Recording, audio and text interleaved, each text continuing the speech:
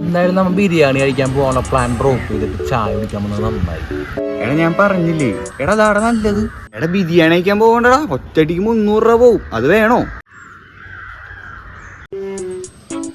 ഇപ്പത് മനസ്സിലാവൂല. കഴിച്ചു കഴിഞ്ഞ് പുറത്തോട്ട് ഇറങ്ങി പൈസ കൊടുക്കൂലേ, അപ്പൊ റിഗ്രറ്റ് അടിക്കും. അത് വേണോ? ബിരിയാണി കഴിക്കാൻ പോയിരുന്നെങ്കിൽ ഉണ്ടല്ലോ ആ പൈസ ഒറ്റടിക്ക് അങ്ങോട്ട് തീർന്നാണ് അല്ലേ? അതെ അതെ. എടാ ഇതൊക്കെ എനിക്ക് നേരത്തെ അറിയാം. അതേസമയം ഒരു ചായ 2 ചെറുകടിയും കഴിക്കുകയാണെങ്കിൽ ആ പൈസക്ക് നമുക്ക് ഒരാഴ്ച അടുപ്പിച്ചഴിക്കാം. ഇനി നമുക്ക് ഒരാഴ്ച ഇതുപോലെ ചായയും കടിയൊക്കെ ഞങ്ങൾ പോവാം അല്ലേ? അതെ അതെ. 2 കടിയും കൂടി പറ. എടാ ആകെ 350 രൂപ ഉള്ളൂ നമ്മുടെ കയ്യിൽ. അത് ഒറ്റടിക്ക് പൊട്ടുമ്പോ അടുത്ത ആഴ്ച എന്ത് ചെയ്യും? നാളെ ബിരിയാണി കഴിക്കണ ടെൻഡൻസി വരും. പോവരുത്, കേട്ടില്ല? ഇല്ല, എന്റെ പൈസ കൊടുത്തിട്ടുണ്ടോ? ഓക്കെ. ചേച്ചി എത്രയായി? എന്തൊക്കെയാണ് മോനെ? നീ എത്രണ്ണമാണ്? 20. ഒരു 40 കടി 4 ചായ.